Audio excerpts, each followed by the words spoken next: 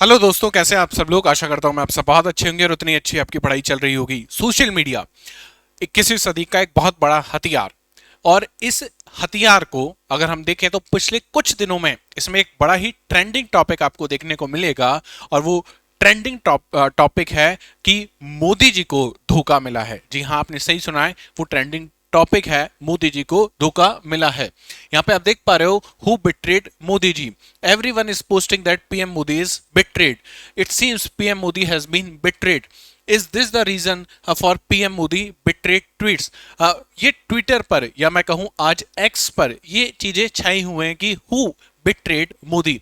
आखिर हुआ क्या है ये सब चीजें, इसका बैकग्राउंड क्या है और किस तरीके से मोदी जी को धोखा मिला है। आज ये पूरी जो शतरंज की जो मिसाल है इसको समझने की कोशिश हम लोग करेंगे। चलिए शुरू करते हैं। और ये कहानी मेरे बैकग्राउंड वाले चित्र से आप समझ पा रहे होंगे कि इन सब कहानियों का जो रूट है वो इस पाइपलाइन में छुपा हुआ है। और ये किसकी पाइपलाइन है? ये है एक ऑयल पाइपलाइन। तो समझेंगे कि इस ऑयल पाइपलाइन का क्या रिलेशन है किसके साथ? मोदी जी के साथ हुए धोखे के साथ। A web of connection unpacking the story of Russian oil, global politics and Indian corporation. तो ये जितने भी एंगल्स हो सकते हैं जहां जहां से मोदी जी को धोखे मिलने के चांसेस हैं, वो सारी चीजें हम लोगों ने आज आपके सामने पेश करने की कोशिश की है। चलिए शुरू करते हैं। एक कहानी उससे पहले कि जिससे आप समझ पाओ कि बैकग्राउंड में हुआ क्या है, एक स्टोरी मैं आपको सुनाता हूं कि एक समय की बात है। एक महान साम्राज्य में एक महान राजा था, बुद्धिमान राजा था, जिसकी विदेश नीति की सभी प्रशंसा करते थे। सिर्फ एक ही नहीं बल्कि कई देशों के साथ वो दोस्ती रखने में विश्वास रखता था। अब आप समझ पा रहे होंगे हम किसकी बात कर रहे हैं, किस और चीजें इंगित हो रही हैं। राज्य के एक प्रमुख मंत्री का एक प्रतिभाशाली बेटा था, और जो एक प्रतिष्ठित परिषद को सलाह दिया करता था। कौन? जो राजा है इनका एक मंत्री था, और मंत्री का जो बेटा था वो एक परिषद को सलाह दिया करता था। इस परिषद को राज्य के सबसे अमीर व्यापारी का वित्त पोषित किया जाता था। मतलब वो जो परिषद, जो सलाह दी जाती थी जिस परिषद को, और जो परिषद सलाह देता था उसको सबसे ज्यादा पैसा कौन देता था? राज्य का सबसे अमीर व्यापारी, उस जिसका विशाल साम्राज्य व्यापार को नियंत्रित करता था। एक दिन एक शक्तिशाली दूर के देश, और उस देश का नाम यहां पे रखा गया है भालू। उस भालू ने व्यापारी को एक दुर्लभ सस्ता तेल दिया। कौन से व्यापारी को? जो देश का सबसे बड़ा व्यापारी है। और फिर उन देशों को ऊंची कीमत पर बेचा जो भालू के दुश्मन थे। उस व्यापारी ने क्या किया? भालू से तेल खरीदा और बाकी सारे देशों को क्या करना शुरू किया? तेल बेचना शुरू किया। और किसको? जो उस भालू के दुश्मन थे, जिससे उसने एक बड़ा लाभ कमाया। एक शक्तिशाली बाज, दूसरा देश है एक शक्तिशाली बाज, उसके नेतृत्व में व्यापारी के प्रतिद्वंदियों ने यह देखा और वो क्या हो गया? क्रोधित हो गया। कौन? बाज क्रोधित हो गया, और उन्होंने व्यापारी पर अवसरवादिता का आरोप लगाया और राजा के निर्यात पर दंड लगा दिया कि अब आप जो निर्यात करोगे इसमें हम क्या लगाएंगे? दंड लगाएंगे। राज्य के लोग ये सोचने लगे, क्या मंत्री का बेटा एक कठपुतली है? क्या व्यापारी राजा को प्रभावित कर रहा है? क्या राजा को उसके सबसे करीबी लोगों ने धोखा दिया है? ये कहानी हमारे जो बैकग्राउंड की स्टोरी है वो इसी कहानी से मिलती जुलती है। ये कहानी आपको समझ में आ गई होगी, और इसके जो कैरेक्टर हैं अब उसको समझने की कोशिश करते हैं कि यहाँ पे कैरेक्टर किस किस की बात की जा रही है। ठीक है, तो व्यापारी की अगर अपन बात करें तो देश के प्रतिष्ठित व्यापारी जो रिलायंस इंडस्ट्रीज के मालिक हैं उनकी बात की जा रही है। जिस मंत्री की बात की जा रही है वो विदेश मंत्री की बात हो रही है। मंत्री के बेटे मतलब विदेश मंत्री के बेटे की बात हो रही है। देश के राजा मतलब देश के प्रधानमंत्री की यहाँ पे बात हो रही है। भालू से आप समझ गए होंगे हम रशिया की बात कर रहे थे, और बाज से हम लोग यूएसए की बात कर रहे थे। अब चलिए कहानी कहां से शुरू होती है इसको समझते हैं। ऑपरेशन सिंदूर एक ऐसा ऑपरेशन जिसने हर भारतीय में जो वीरता है, जो गौरव है कि भारत देश जो है वो दुनिया का एक शक्तिशाली देश है, ये हमने करके दिखाया। साथ ही साथ ऑपरेशन सिंदूर में आप पाओगे मोदी जी की लोकप्रियता भी अपने पीक पे पहुंची। क्यों पहुंची? क्योंकि इस समय मेरे को, आपको, हम सबको ही लग रहा था कि this is the correct time जब हम लोग क्या ले सकते हैं? पीओके ले सकते हैं। सब कुछ चीजें बहुत अच्छी चल रही थी। हम लोगों ने पाकिस्तान के एयर बेसिस को तबाह कर दिया था, और ऐसा लग ही रहा था कि ये युद्ध वहां तक पहुंचेगा कि हम लोग क्या ले लेंगे? पीओके ले लेंगे। लेकिन अचानक से खबर आती है कि क्या हो गया है, सीज फायर हो गया है। क्या हो गया है, सीज फायर हो गया और ऑपरेशन सिंदूर बंद हो गया। हम लोगों के चेहरे मायूस थे, सब लोग उदास थे कि नहीं, इस बार तो ना केवल पहलगाम का बल्कि अभी तक हुए जितने भी हमले हैं हम सबका बदला ले लेंगे। किससे, पाकिस्तान से, उस नापाक देश से हम लोग बदला ले लेंगे। तो ये कहानी थी किसकी, ऑपरेशन सिंदूर की। नाम भी बड़ा सोच समझ के रखा गया था, ऑपरेशन सिंदूर। ऑपरेशन सिंदूर के बाद जब सीज फायर लगा तो आप देखोगे मोदी जी को सब लोगों ने पूछा कि भाई आपने सीज फायर क्यों लगाया, और मोदी जी इस बात पे अभी एकदम चुप थे। मोदी जी चुप थे, लेकिन अमेरिका से लगातार ये आवाज आ रही थी कि मेरे कहने पे, मेरे फोन के कारण क्या हो पाया है, सीज फायर हो पाया है। और मोदी जी की ये चुप्पी लगातार मोदी जी की लोकप्रियता में आप देखोगे जो ग्राफ है ऑपरेशन सिंदूर के बाद वो धीमे धीमे घटने लगा है। क्यों, क्योंकि मोदी जी की ये चुप्पी, जब जिस आरोप को लगा के मोदी जी देश के प्रधानमंत्री बने थे, याद करो वो आरोप था कि देश का प्रधानमंत्री कैसा है, मौन है, वही चुप्पी मोदी जी को भी इस समय पकड़ी हुई थी। आगे चले, जैसे ही मोदी जी ने अपनी चुप्पी तोड़ी, क्या तोड़ा, मोदी जी ने कहा कि मुझे किसी का कॉल नहीं आया था, किसी ने मुझसे फोर्स करके ये नहीं कहा कि आपको क्या करना है, सीज फायर करना है। ऑन रिकॉर्ड मोदी जी ने पार्लियामेंट में कहा कि Trump's role in India Pak trust, कुछ भी रोल नहीं है किसका, ट्रंप का। No world leader told India to stop operation Sindoor, ये मोदी जी ने पार्लियामेंट में खड़े होकर बात कही। ऑन रिकॉर्ड ये बात हमारे पास मौजूद है कि किसी भी वर्ल्ड लीडर का कोई कॉल नहीं आया। मोदी जी ने ये पार्लियामेंट में बात कही, और जैसे ही पार्लियामेंट में बात पहुंची हमारे पास तुरंत एक अमेरिकी फरमान आया, और वो फरमान क्या था, वो फरमान था टैरिफ का। जी हां, वो फरमान था 25% टैरिफ, और 25 के बाद उनको बढ़ाने की धमकी गई, कितने, 50%। और उसके बाद तो ये भी कहा गया कि केवल टैरिफ नहीं है, ये क्या है, सैंक्शंस हैं। और सैंक्शंस के बारे में मैंने आपको बताया था कि ये एक पनिशेटिव मेजर होते हैं कि देश को क्या करना है, आपको पनिशमेंट आपको देनी है, तब कोई दूसरा देश, शक्तिशाली देश क्या करता है, उस पर सैंक्शंस लगाता है। तो पहले 25% टैरिफ और उसके बाद 50% टैरिफ। तो यहां पे आप समझ पा रहे हो कि ऑपरेशन सिंधु और मोदी जी की चुप्पी, मोदी जी की चुप्पी का तोड़ना और किसका आना, टैरिफ और सैंक्शन का आना। यहां तक की एक स्टोरी आपको क्लियर हो गई होगी। अब समझते हैं कि मोदी जी यहां पे चुप क्यों थे, क्यों मोदी जी की उस लोकप्रियता में बड़ी गिरावट यहां पे देखी गई। ये एक पुरानी न्यूज है जो मैं आपको बता रहा हूं। Over 20% of Russia's war period crude oil export bought by India. तो सबसे बड़ी जो ईगो है किसकी, यूएसए की, वो इसी बात पे टिकी हुई है कि भारत आज भी कहां से तेल खरीद रहा है, रशिया से तेल खरीद रहा है। बार बार ट्रंप ये बात कह रहे हैं, और हम लोगों ने, हमारे विदेश मंत्री हो, हमारे प्रधानमंत्री हो, बार बार ने उन्होंने इस चीज को बचाने की कोशिश की है कि नहीं, हमारे लिए हमारे नेशन का इंटरेस्ट फर्स्ट है, नेशनल इंटरेस्ट फर्स्ट है, और जहां से हमें सस्ता तेल मिलेगा हम वहां से सस्ता तेल खरीदेंगे। क्यों, क्योंकि इंडिया को तेल की जरूरत पड़ती है, हम लोग तेल बाहर से एक्सपोर्ट करते हैं, खरीदते हैं हम लोग तेल बाहर से। ठीक है, अब एक ऑर्गेनाइजेशन का और यहां पे बार बार नाम आएगा, और उस ऑर्गेनाइजेशन का नाम है ORF। क्या नाम है, ORF, ऑब्जर्वर रिसर्च फाउंडेशन। क्या नाम है, ORF। अभी ORF क्या है, ORF एक थिंक टैंक की ऐसे काम करता है। थिंक टैंक मतलब ये विदेश नीति का थिंक टैंक है। विदेश नीति मतलब इंडिया की फॉरेन पॉलिसी कैसी होगी, इसको लेके ये थिंक टैंक काम करता है। बहुत बड़े बड़े इवेंट कराता है, उसमें से एक इवेंट का नाम हम सब लोग जानते हैं जिसका नाम है रायसीना डायलॉग। देखो रायसीना डायलॉग की ये फोटो है जिसमें हमारे मोदी जी आपको देखने को मिल रहे हैं, देश के प्रधानमंत्री, और देश के विदेश मंत्री आप यहाँ पे देख पा रहे हो, जयशंकर साहब को। ये 2024 का फोटो है, किसका, चतुरंग इसका नाम दिया गया था, किसका, ORF द्वारा जो रायसीना डायलॉग किया गया था, उसमें देश के प्रधानमंत्री आपको देखने को मिल रहे हैं, साथ ही साथ ग्रीस के प्रधानमंत्री आपको देखने को मिल रहे हैं।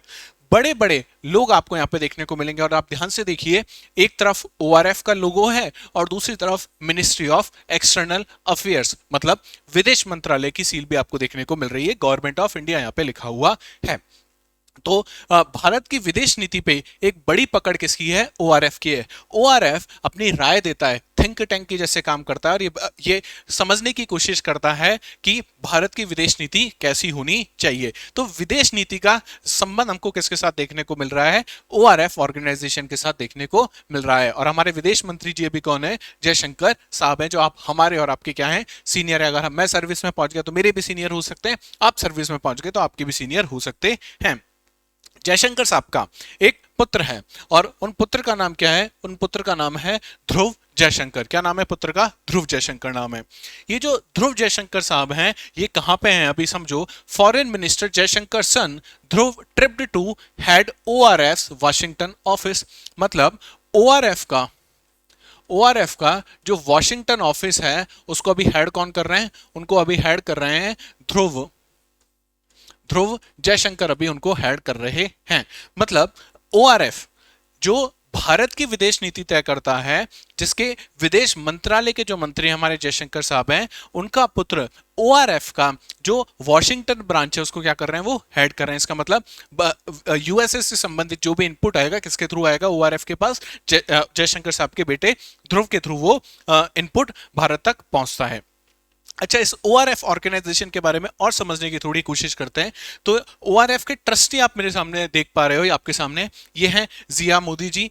ये किसकी एम्प्लॉय रही हैं? इन्होंने लिखा हुआ है यहाँ पे कि रिलायंस इंडस्ट्री के साथ काम कर चुकी हैं। दूसरे हैं जगन्नाथ कुमार, इनका भी लिखा हुआ है कि ये रिलायंस फाउंडेशन के साथ काम कर चुके हैं।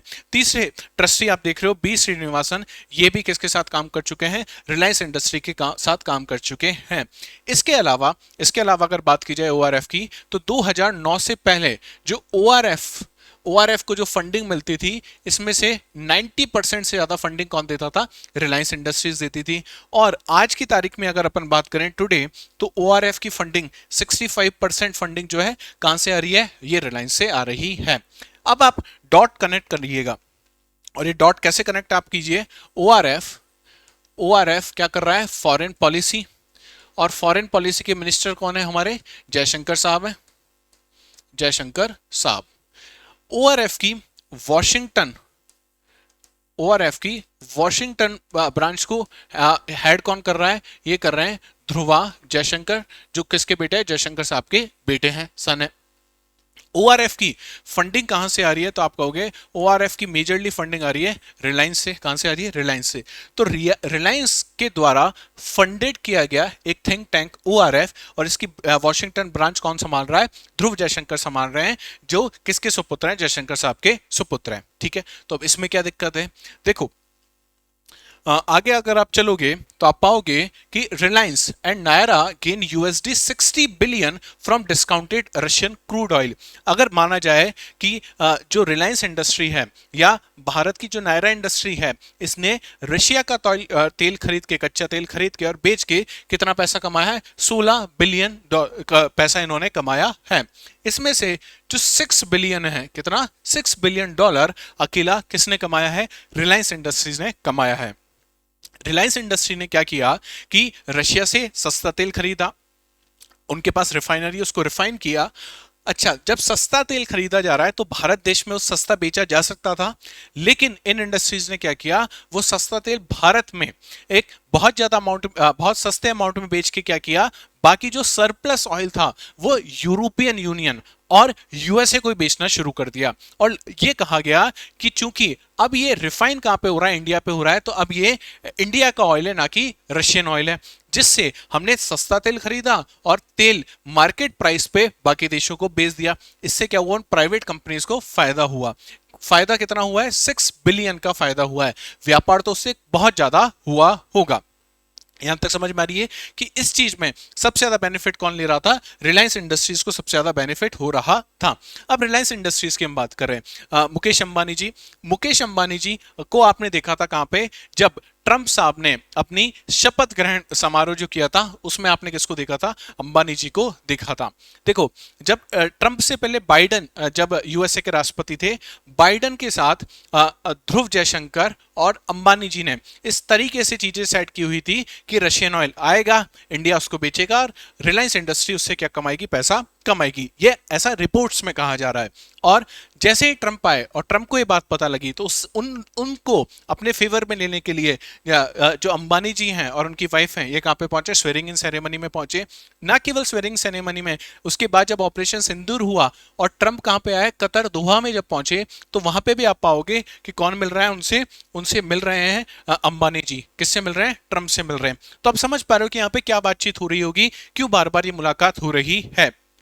ट्रंप इस बात को कह रहे थे कि मैंने सीज फायर करवाया है, लेकिन जैसे ही इंडिया ने चुप्पी तोड़ी कि नहीं ट्रंप ने सीज फायर नहीं करवाया है, तो क्या हुआ, टैरिफ आए। अगर ये टैरिफ नहीं आते और भारत ऑयल बेचता रहता तो सबसे ज्यादा बेनिफिट किसको हो रहा था, रिलायंस इंडस्ट्रीज को सबसे ज्यादा बेनिफिट हो रहा था। तो अब आप सारे डॉट समझ पा रहे होंगे कि क्या हुआ है, क्या हुआ है। बार बार हमें हमारे विदेश मंत्री जी ने कहा कि ये जो हो रहा है कि इंडिया पे टैरिफ आ रहे हैं, सैंक्शन की बात आ रहे हैं, बड़ी कंफ्यूजिंग से हैं। और ट्रंप ये अंदर ही अंदर ये बात हो रही है क्योंकि ट्रंप को ये बात पता चली कि इससे सबसे ज्यादा बेनिफिट किसको हो रहा है, रिलायंस इंडस्ट्री को हो रहा है। ये ट्रंप बिजनेसमैन आदमी है, आपको पता है ट्रंप क्या है, बिजनेसमैन है। उनको ये पता है कि इस तेल को बेच के केवल कौन पैसे कमा रहा है, रिलायंस इंडस्ट्री पैसे कमा रही है। They are just profiting. Donald Trump administration fire fresh salvo on India for Russia crude trade made $16 billion in excess profits. तो ट्रंप को यह बात पता थी कि कौन पैसे कमा रहा है, रिलायंस इंडस्ट्री पैसे कमा रही है।